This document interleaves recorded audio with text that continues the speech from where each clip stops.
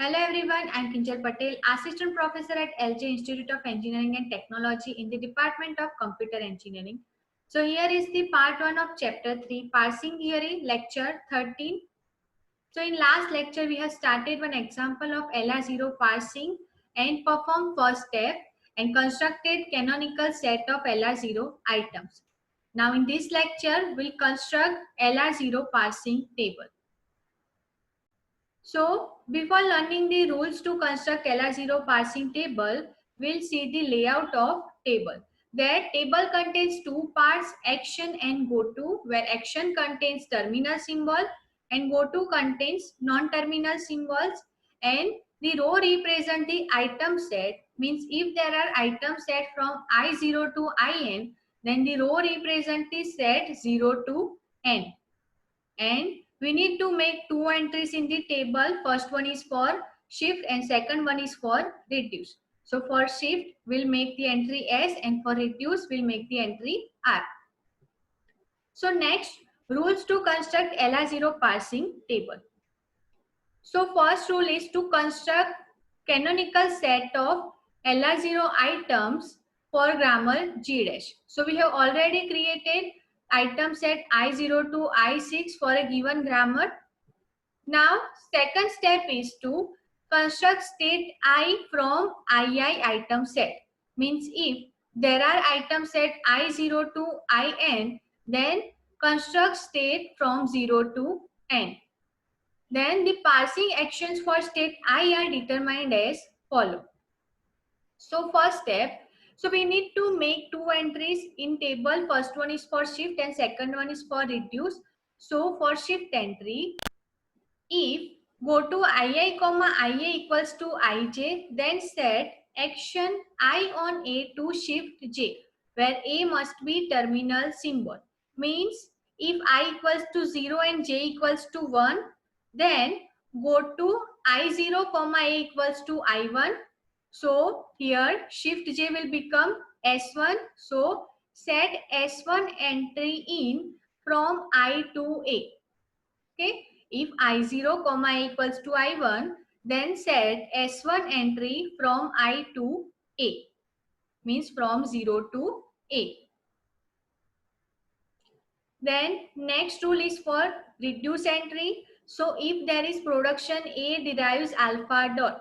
Means if dot is at the end of right hand side, so our set is final set. Then set action I on A to reduce A derives alpha, where A is terminal symbol. Means if A is terminal symbol and our state is final state, then set R entry from I to A.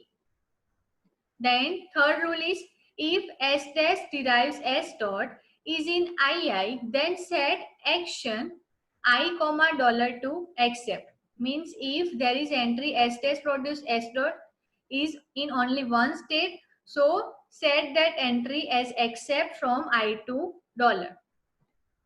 Now third rule is for non-terminal. So as we have seen one rule for terminal symbol, that how to make entry for terminal symbols for shift.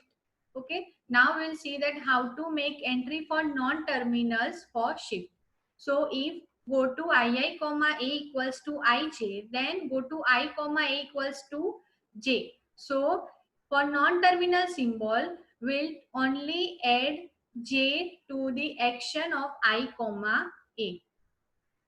And fourth rule is all entries not defined by rule 2 and 3 are made error. Okay, so there are two entries to be made. First one is shift. So for shift, if A is terminal symbol, then we'll make one entry Sj, and if A is non-terminal symbol, then we'll make entry J only. Then second rule is for reduce. So we'll make the entry of reduce in all the terminal symbols if dot is at the end of the state or our rule. Okay. Now here is the example, the set which we have constructed in last lecture. And this is parsing table which contains two part, action and goto. Action contains terminal symbol and goto contains non-terminal symbol. Item set is from 0 to 6 as there are total I6 item set, I02, I6. So now we'll start to make entries of shift using goto. So here first goto is goto I0 comma S equals to I1. So we will place 1 from I0 to S. So from I0 to S, we will place 1. Then second goto is I0 comma equals to I2. So we will place 2 from 0 to A. So from 0 to A, we will place 2. Then third goto. So third goto is I0 comma A equals to I3. So we will place 3 from 0 to A. So we'll place 3 from 0 to A. So from 0 to A, we'll place 3. Now here as A is terminal symbol, so we'll place entry S3. If I0 comma is non-terminal symbol, then we'll directly place the number J, and if our A is terminal symbol, then we'll place shift 3. Now next goto is I0 comma B equals to I4. So here B is terminal symbol, so we'll place S entry in 0 to B. So from 0 to B we will place S4. So from 0 to B we'll place S4. Okay, so shift entries using I0 set has been made. Now we'll check for the I1 set.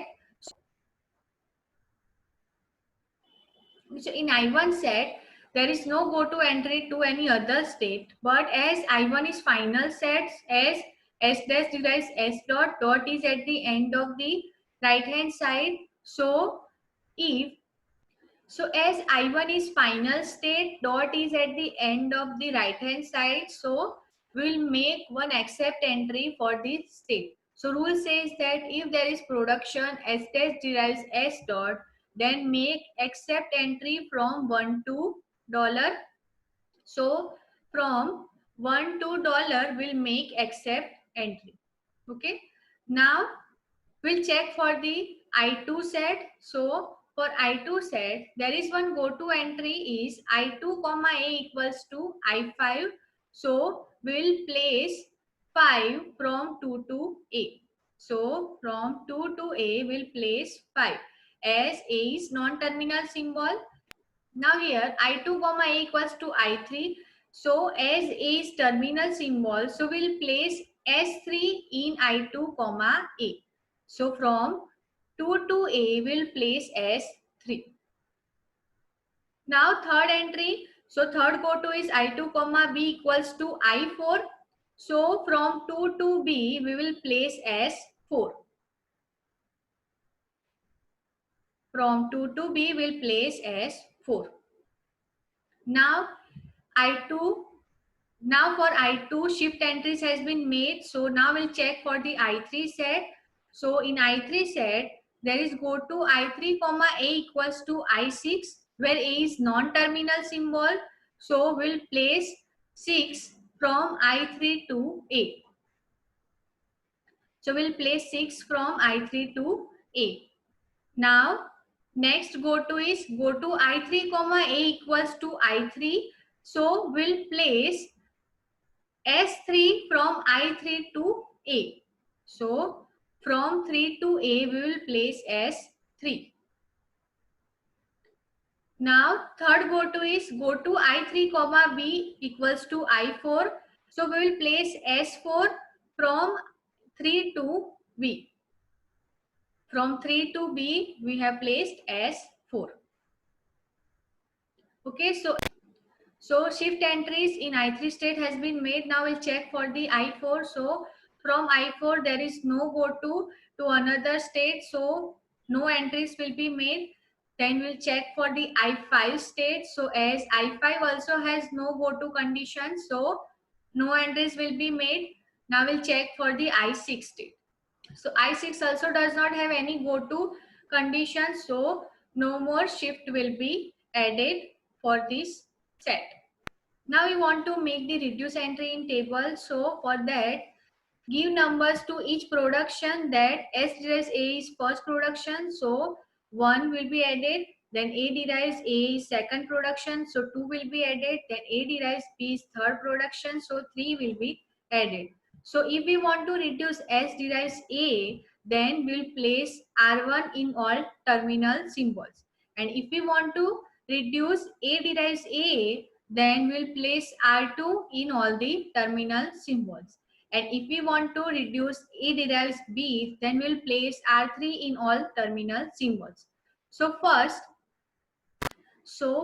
we'll check for the final state. So as in I0, there are no final state in it. Then in I1 is final state, but we have made entries of except for I1 state. Then we'll check for the I2 state, that is there any dot at the end of right hand side. So as there is no dot at the end of right hand side, so I2 is also not final state.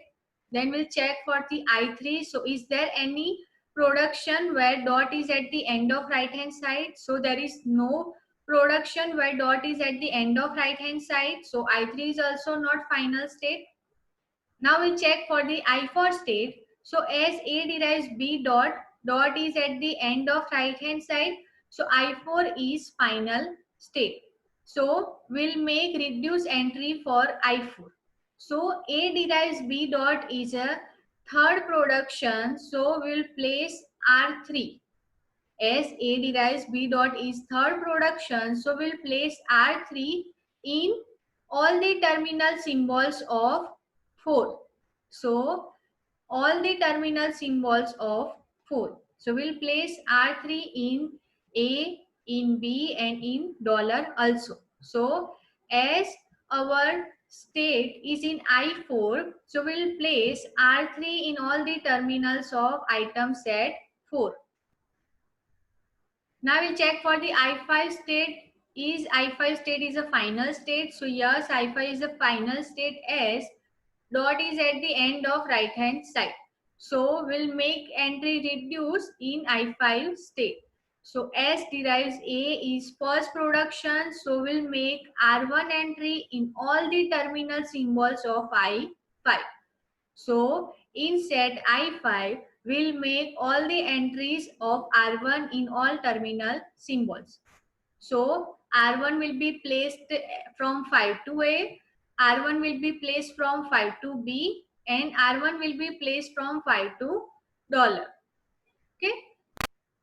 Now we'll check for the I6 state, that is I6 state final state. So yes, I6 is a final state as dot is at the end of right hand side.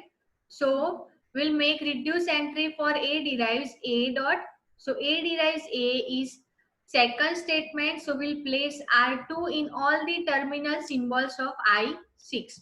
So in item set 6, we'll place R2 in all the terminal symbols. So from 6 to A, R2 will be placed. From 6 to B, R2 will be placed. And from 6 to dollar, R2 will be placed. So we have made entries of shift, reduce and accept in the table. Now next task is to find that given grammar is LR0 or not. For that we need to check for the conflicts in parsing table. So there can be two types of conflict in parsing table: shift reduce conflict and reduce reduce conflict. Shift reduce conflict means if there are multiple entries of shift and reduce in single shell, then the conflict is called as a shift reduce conflict.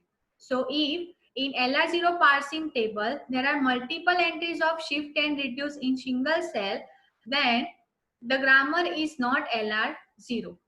Now second conflict is reduce reduce conflict. So if there are multiple entries of reduce reduce in single shell, then the grammar is not LR0. So if shift reduce and reduce reduce entries are in single shell, then the grammar is not LR0. If so, as there are no shift reduce or reduce reduce conflict in this parsing table, so given grammar is LR0. Okay, so this is how we can construct the parsing table. Now, next task is to parse the input string using LR0 parsing table, which we will learn in next lecture. Thank you.